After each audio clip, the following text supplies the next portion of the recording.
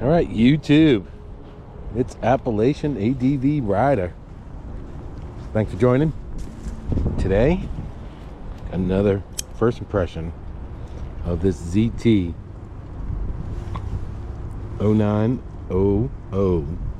in S35VN. So what's the difference between a first impression and a review of a knife? Well, you know, the first impression is basically telling you that, hey, I just pretty much got this knife. Haven't really put it through its paces. Haven't, you know, done a ton of research on it, maybe not. I'm just not ready to give it a full tabletop review. And actually, since I started this channel, never had a tabletop review yet on a knife. And when you see it, you'll see this knife compared to other knives. I'll have some specs on there.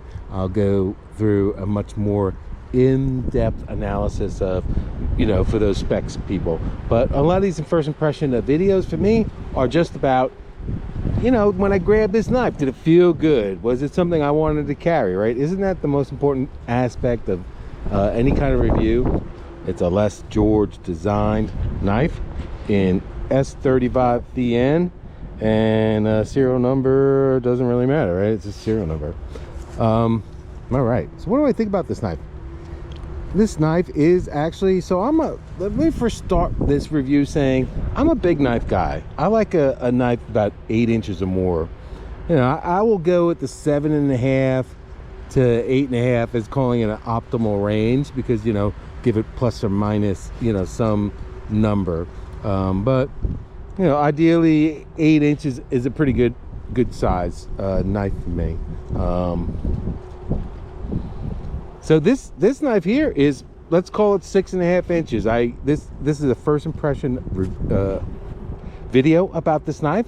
So I'm not here to give you any kind of facts about this knife. I believe it's 6.5 inches if I remember correctly, but it's not that doesn't matter anything. What matters is if I have big hands and it fits pretty good in my hand. I mean, it's I can get 3 fingers on it, and that does not bother me. So I hear people that talk about I can't get 4 fingers on it, or, you know, and I guess, you know, depending upon how I hold this knife, yeah, you can get 4 fingers on it. But regardless, if you're sensitive about that, it's a 3-finger knife, and it just feels amazing. And if that confuses you, that's great. I really don't care. So here's this is a Les George design knife. You can tell by this cutout at the top of the blade. He does this often in his designs, and the geometry of this knife is just incredible. Look how thick this blade is, and it carries the thickness all the way down to literally the end. I mean, obviously it drops off, but it needs to drop off because it needs to have a tip, right? If it's a knife, depending upon the design of it, this one is a tippy knife, and I like the design of this blade, and the geometry of this blade is just pretty amazing.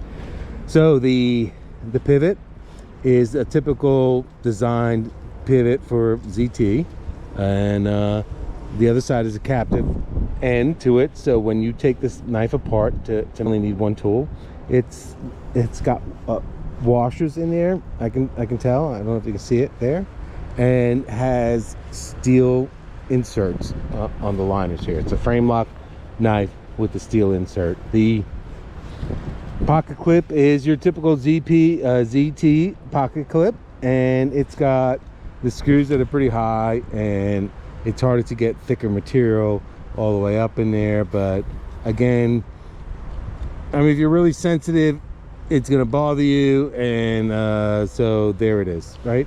Okay. Otherwise, it'll ride. Instead of riding this much out of the pocket, it'll be that much out of the pocket, right? Whatever. It's not concealed no matter what. And the action on this knife is pretty incredible. Check this out. Oh, and the reason why I closed it like that, this knife is got a typical ZT action on their flippers, or at least I've seen this action on quite a few ZTs, and I'm actually buying a lot of the older ZTs like this one is, because I really like their philosophy of design, and it's a US company. And well, excuse me, the ZT line is a US made line of knives from a company that's not a US company, but whatever, I'm not going to get into that. And but when you let go of this blade, it drops the blade drops down and hits your thumb, and right at that spot where it can't go any further, you're still in a detent pawl.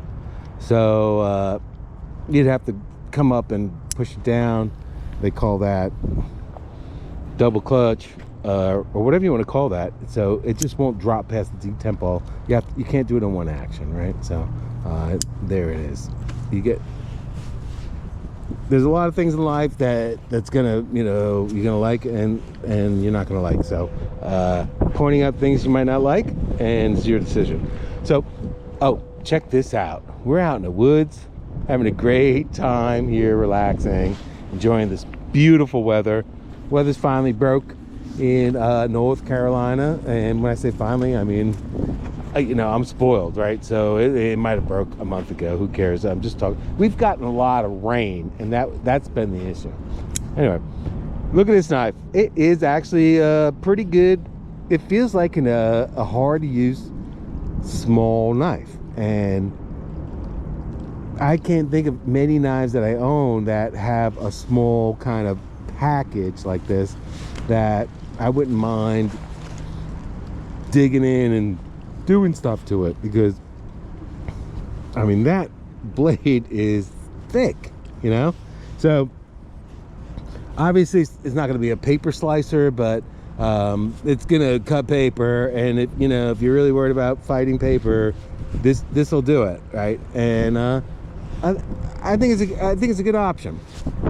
Look how beautiful it is outside. Just take a moment here, appreciate life. I'm riding my motorcycle, just having a good time. All right, you knife freaks. This knife for the knife freaks. This first impression, the difference between a first impression and a full review is the full review. I'll have, comparison to other knives. I'll have specs for you, and talk a lot more in depth about this knife. And it will have experience having carried it for a while. So I am gonna hold off and reserve that video until I feel comfortable that I can talk about it and give my YouTube family out here a honest review about it. So in the meantime, thank you for watching. Don't forget to like and subscribe, and continue watching. All right, have a good day. Bye.